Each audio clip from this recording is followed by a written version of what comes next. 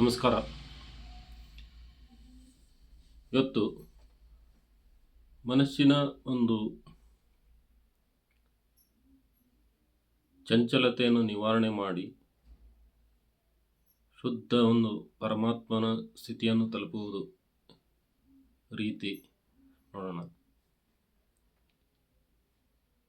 ನಾವು ಈ ಜಗತ್ತಿನಲ್ಲಿ ಪಂಚಭೂತಗಳು, ಇಂದ್ರಿಯಗಳು, ಮನಸ್ಸು, ಬುದ್ಧಿ ದಾಟಿದ ಮೇಲೆ ಪರಮಾತ್ಮ, ಅದರ ಸಾಮೀಪ್ಯಕ್ಕೆ ನಾವು ಹೋದಾಗ ನಮಗೆ ಆನಂದ ಪ್ರಾಪ್ತಿಯಾಗುತ್ತೆ. ಆಮೇಲೆ ಆ ಸ್ಥಿತಿಯಲ್ಲಿ ನಾವು ಅಂದ್ಕೊಂಡಿದ್ದು ಎಲ್ಲವೂ ಪ್ರಾಪ್ತಿಯಾಗುತ್ತೆ. ಆ ಸ್ಥಿತಿಗೆ ಹೋಗಬೇಕಾದ್ರೆ ನಾವು ಏನು ಮಾಡಬೇಕು? ಬಾಹ್ಯ ಜಗತ್ತನ್ನು, ಈ ಪಂಚಮಭೂತಗಳಂತ ಕರಿತೀವಲ್ಲ, ಆ ಬಾಹ್ಯ ಜಗತ್ತನ್ನು ಇಂದ್ರಿಯಗಳಲ್ಲಿ ಲಯ ಮಾಡ್ಕೊಳ್ಳೋದು. ಅಂದರೆ ಆ ಬಾಹ್ಯ ಜಗತ್ತನ್ನು ಮರೆತು ಬರೀ ನಿಮ್ಮ ಕಣ್ಣನ್ನು ಮಾತ್ರ ಗಮನಿಸಿ. ಆಮೇಲೆ ನಿಧಾನಕ್ಕೆ ಕಣ್ಣು ಮುಚ್ಚಿ ಕಣ್ಣನ್ನು ಸಹ ಮರೆತು ನಿಮ್ಮ ಮನಸ್ಸನ್ನೇ ಗಮನಿಸಿ.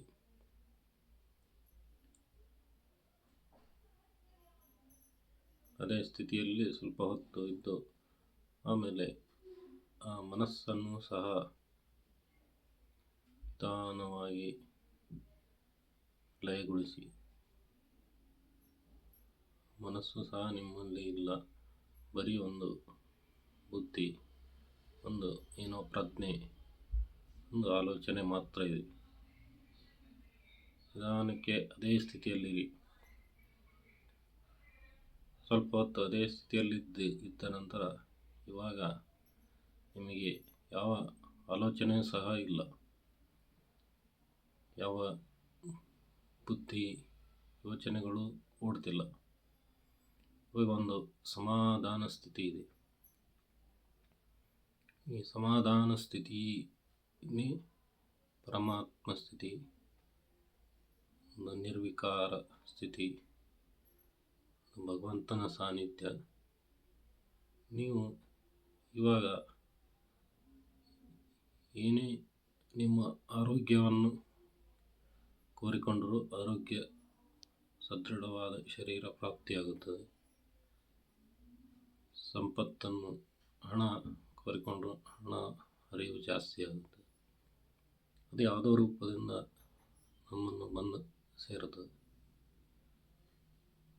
ಈ ರೀತಿ ಇದೇ ಸ್ಥಿತಿಯಲ್ಲಿ, ಅಂದರೆ ಒಳ್ಳೆಯದನ್ನೇ ಆಲೋಚನೆ, ಒಳ್ಳೆಯದನ್ನೇ ಥಿಂಕ್ ಮಾಡಿ. ಈ ಸ್ಥಿತಿಯಲ್ಲಿದ್ದಾಗ ನೀವು ಕೆಟ್ಟದ್ದನ್ನು ಥಿಂಕ್ ಮಾಡಿದ್ರೆ ಸಬ್ ಕಾನ್ಷಿಯಸ್ ಮೈಂಡಿಗೆ ಯಾವುದೂ ಗೊತ್ತಾಗೋಲ್ಲ. ನೀವು ಏನು ಹೇಳ್ತೀರ ಅದನ್ನು ಅಕ್ಸೆಪ್ಟ್ ಮಾಡಿಕೊಂಡು ಅದನ್ನೇ ನಮಗೆ ಕೊಡುತ್ತದೆ.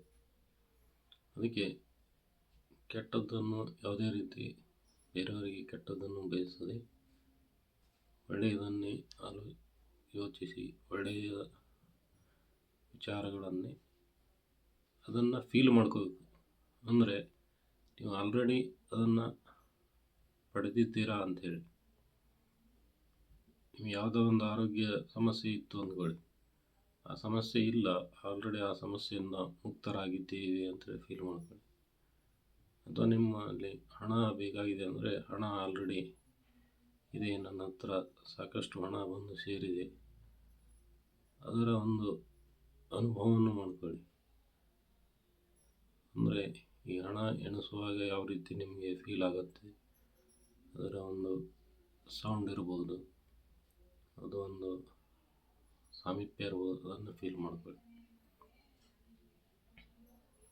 ಈ ಕೆಲವರಿಗೆ ಎಷ್ಟೇ ಪ್ರಯತ್ನ ಮಾಡಿದ್ರೂ ಮದುವೆ ಆಗ್ತಿರೋದಿಲ್ಲ. ಮದುವೆ ಆದಂತೆಯೇ ಫೀಲ್ ಮಾಡ್ಕೊಳ್ಳಿ. ಮನೆಯಲ್ಲಿ ನಿಮ್ಮ ಹೆಂಡತಿಯ ಜೊತೆ ಇದ್ದಂಗೆ ಒಂದು ಫೀಲ್ ಮಾಡ್ಕೊಳ್ಳಿ. ಈ ರೀತಿ ನಿಮಗೆ ಯಾವುದೇ ಸಮಸ್ಯೆ ಇದ್ದರೂ ಅದನ್ನು ಆಲ್ರೆಡಿ ಅಚೀವ್ಡ್ ಸಾಧಿಸಿದ್ದೇನೆ, ನನಗೆ ಸಿಕ್ಕಿದೆ ಅಂತೇಳಿ ಫೀಲ್ ಮಾಡಿಕೊಂಡಾಗ ಆ ಪರಮಾತ್ಮನ ಶಕ್ತಿ, ಆ ವಿಶ್ವದ ಒಂದು ಶಕ್ತಿ ಅದು ನಮಗೆ ತಂದು ಕೊಡುತ್ತದೆ. ಅದಕ್ಕೆ ಯದ್ಭಾವಂ ತದ್ಭವತಿ ಅಂತ ಹೇಳ್ತಾರೆ.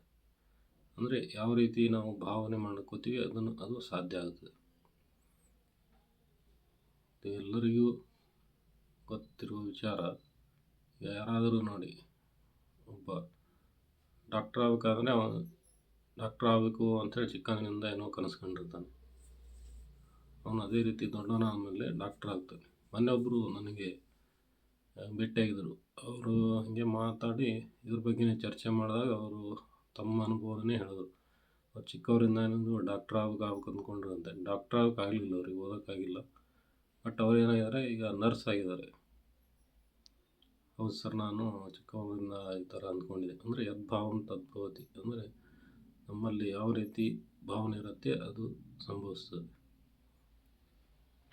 ಅಧ್ಯಾತ್ಮದಲ್ಲೂ ಹೇಳ್ತಾರೆ, ವಿಷ್ಣುವಿನ ಸಂಕಲ್ಪದಿಂದಲೇ ಈ ಪ್ರಪಂಚ ಸೃಷ್ಟಿಯಾಗಿದ್ದು ಅಂತೇಳಿ. ಆ ರೀತಿ ನಮ್ಮ ಭಾವನೆಗಳಿಂದಲೇ ಎಲ್ಲವನ್ನು ಪಡೆದುಕೊಳ್ಳಬಹುದು. ಇವಾಗ ನಿಧಾನಕ್ಕೆ ಮತ್ತೆ ಸಹಜ ಸ್ಥಿತಿಗೆ ಬನ್ನಿ. ಕಣ್ಣನ್ನು ತೆಗೆಯಿರಿ. ಈ ರೀತಿ ನೀವು ಪ್ರಾಕ್ಟೀಸ್ ಮಾಡಿದ್ರೆ ಯಾವುದೇ ರೀತಿ ಸಮಸ್ಯೆಯಿಂದ ಆರಾಮಾಗಿ ಹೊರಬರು. ಧನ್ಯವಾದಗಳು.